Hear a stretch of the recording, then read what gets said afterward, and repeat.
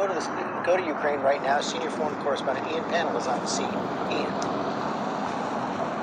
Yeah, good morning, George. That's right. Although many were hoping this meeting would ease the crisis and officials have agreed to carry on talking, I think the reality here on the ground is that the tensions remain undiminished.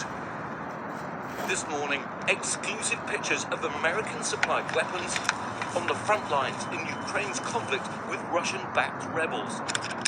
This is what Vladimir Putin means by a red line, what he sees as America's, NATO's expansion in Ukraine, and why this crisis is so hard to resolve. We visited the battlefields of eastern Ukraine. Hear that sound? That's the sound of small arms fire, and we're hearing it every few minutes now. The soldiers are trying to keep us moving forward, but we're here on the front line. It's really active. Every few minutes, another gunshot there. The war's been grinding on for 8 years after Russia annexed Crimea and back to rebellion in the east. Today, Ukraine's forces facing off against Russian-backed separatists, and the scars of battle are everywhere. Now, US intelligence officials believe President Putin may be planning to go even further. There are thought to be as many as 100,000 Russian troops on the border east of here, which is raising tensions on the front lines, where Russian-backed rebels and Ukrainians eye each other daily. This is what you look through here. Less than 100 yards apart. We've just been told that we've got to move back through the trenches. They heard the sound of gunfire coming from the rebel positions and said they're going to open fire more and the area's become too dangerous to stay here. This is where the crisis between Ukraine and Russia, in many senses between Russia and America, is playing out. Are you worried that Russian forces, they have tens and tens of thousands of soldiers and tanks now on the Russian border with Ukraine? You're ready? We're ready. So that call has done little to change the uncertainty. The dial, if you like, hasn't really shifted in either direction. And I think after so many broken promises, broken ceasefires, I think the people here on the ground have low expectations that things will change. And as long as those tens of thousands of Russian troops remain camped out on the border with Ukraine, it's unlikely that the guns will fall silent. George? That seems right. Okay, Ian, thanks very much. Hi, everyone. George Stephanopoulos here. Thanks for checking out the ABC News YouTube channel.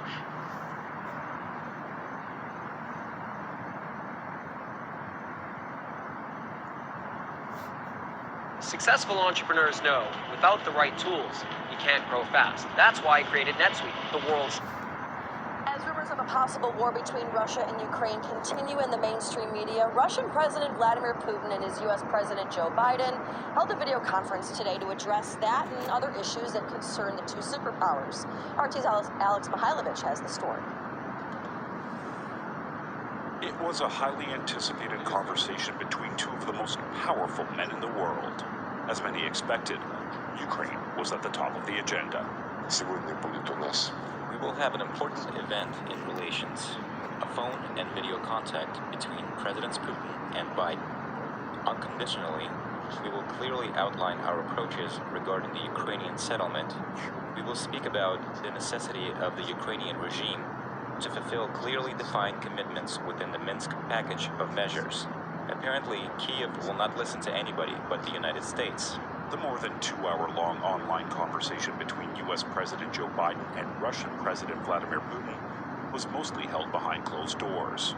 From what we know of the discussion, Washington and Moscow see the Ukraine issue from very different points of view. Since the end of the Cold War, Russia has watched NATO expand to its borders. For Russian President Vladimir Putin, the idea of Ukraine becoming a NATO member state or the deployment of NATO troops in Ukraine are examples of the West crossing a red line, something that President Joe Biden addressed just days ago in a blunt fashion. We don't accept Putin's red line on the plate. I won't accept anybody's red line. Today's video conference began with a friendlier tone, with the leaders greeting each other. Good to see you again. And President Biden expressing his hope for an in-person meeting with President Putin in the future. Russian troop movements on its territories near Ukraine were discussed, with Biden likely viewing Russia's activity as aggressive, while Putin likely seeing it as Russia being completely within its rights, especially since there has been a large-scale Ukrainian troop buildup in the area, as well as the fact that there have been reports that up to 4,000 U.S. troops and 8,000 NATO troops could already be on the ground in Ukraine. President Putin wants guarantees from the U.S. that NATO and its member states, like the United States, will not continue their push eastward towards Russia's borders, including putting NATO troops in neighboring Ukraine. U.S. National Security Advisor Jake Sullivan spoke to the media following the talks between Biden and Putin. President Biden was direct and straightforward with President Putin, as he always is. He reiterated America's support for Ukraine's sovereignty and territorial integrity. He told President Putin directly that if Russia further invades Ukraine, the United States and our European allies would respond with strong economic measures. We would provide additional defensive materiel to the Ukrainians above and beyond that which we are already providing. As an alternative, Biden proposed de-escalation and diplomacy, which would lead to discussions about the United States and its European allies' strategic concerns with Russia and Russia's strategic concerns as well.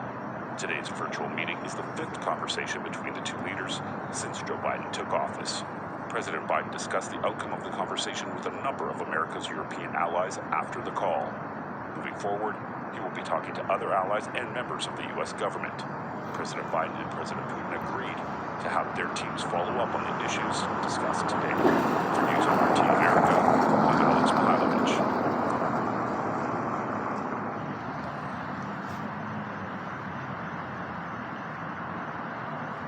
Shalom, give all praise to Yahweh Shemil, Shalom, Shem Rakakadash. Double honors to the elders and apostles for the edification and knowledge. The water Yahweh Shemil shall put in the spirit of the elders and apostles so they regard this truth and knowledge, so we can learn this truth and knowledge.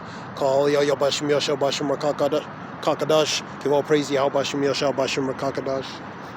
Talking about videos, RT, talking about video call relating to between the two superpowers, Russia and Vladimir Putin and Joe Biden over Ukraine tensions. The other video talking about the tensions between the Ukraine tensions between Russia and Ukraine, laying into the front lines. Let's go to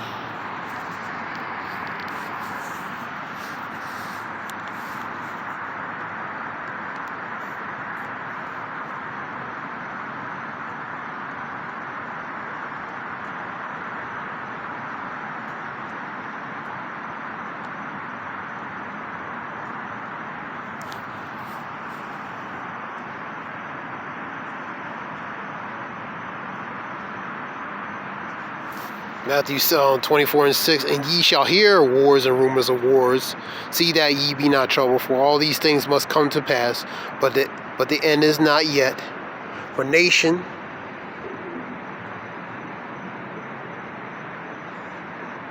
shall rise against nation, kingdom against kingdom. There shall be famines and pestilence and earthquakes in different places. All these are the beginnings of sorrows. So that's what we're going to see. Tensions between nations, kingdoms, pestilence and famines. All these are the beginnings of sorrows. We're in the latter beginning stages of sorrows, man. These are things we see that's happening upon the earth, which is the Lord has made, man. Measured out time diligently in itself, you know. As times past, you know what I mean.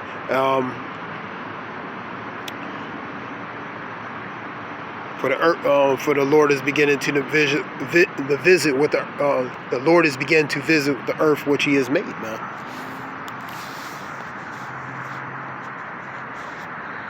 Second Ezra 9:1 and 2, man. So the Lord is visiting with different calamities upon the earth, man. Building tensions between these nations, these kingdoms, causing famines, causing pestilence, different calamities. Second Ezra 8:50. For many great misery shall be done in the latter times, because they greatly walked in pride, man. Second Ezra 8:50. So these calamities are coming upon. The Lord sending these calamities in the latter times because of what? Great pride, man. Luke 21.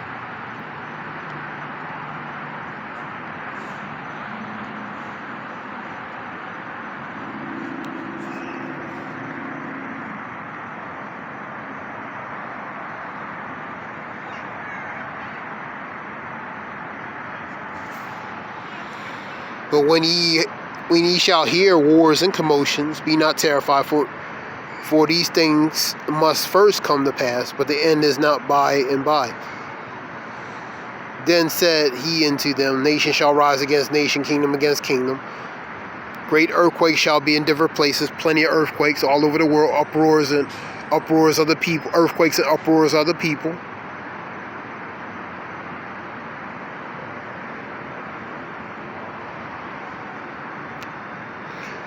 And great earthquakes shall be in different places, and famines and pestilence and fearful sightings, great signs shall there be from the heavens. You're seeing great signs, blood moons, different fearful sightings, chariot sightings, different things that the Lord is allowing to manifest upon earth, man.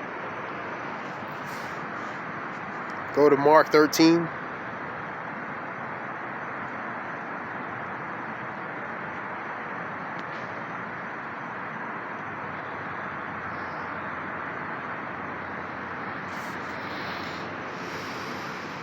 Mark 13.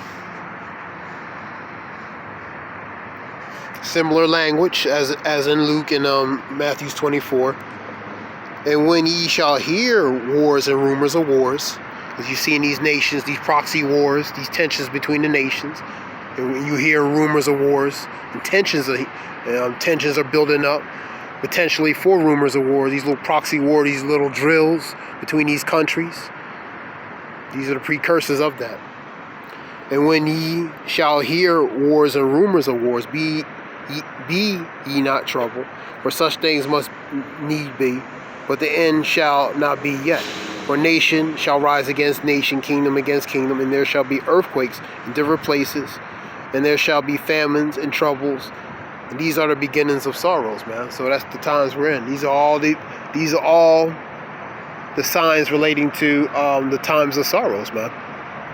And we're in the latter stages of that, because these things have been going on forever. Now we're in the latter end of that.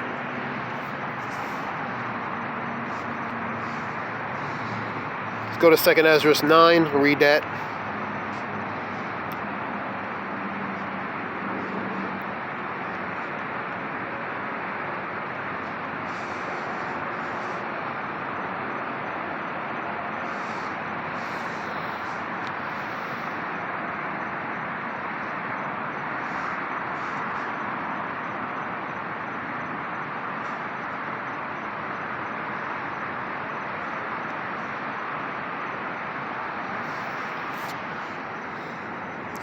And he answered me then and said, measure thou time diligently in itself, and when thou seest the parts of the signs pass which I told thee before. So these things were spoken that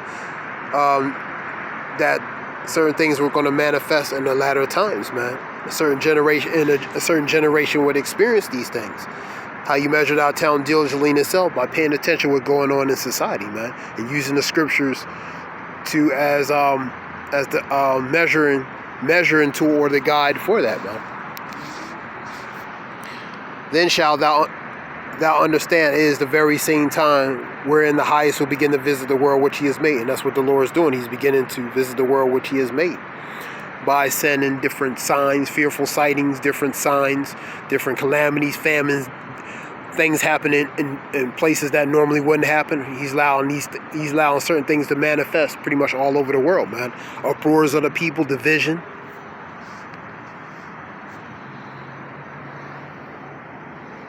Therefore, when there shall be seen earthquakes and uproars of the people, and you see uproars of the people, civil unrest, insurrections, different countries over certain forms of requirements that people may not be comfortable to take or do, certain mandates, certain types of provisions. So the people are in a very unrestful state, man. Then shalt thou well understand that the Most High spake of those things from the days that were before even from the beginning. So these things were spoken from the beginning. For as all that is made in the world have a beginning and an end, and the end is manifest. So the end is manifested. The end is manifested. We in the latter stages relating to that end, man. These things are becoming made known. Even so the times also the highest have plain beginnings, wonders, powerful works, endings, and effects and signs. Go to 2nd Ezra 8.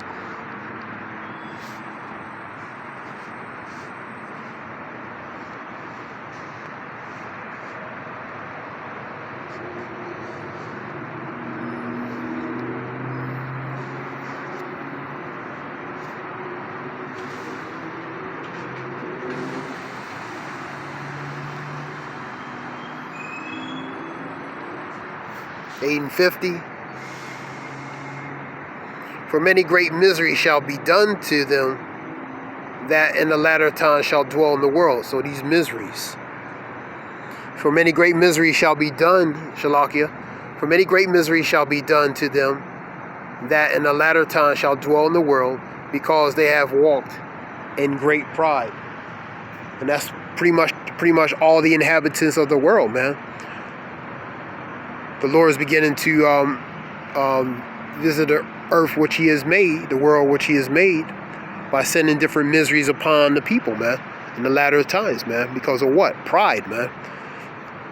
The evilness and wickedness that's been exceedingly accelerating and increasing, man, upon the land. So the Lord is sending great miseries, calamities, famines, death, and destruction upon the world, man. These are signs that the Lord is manifesting before the coming of his son, man.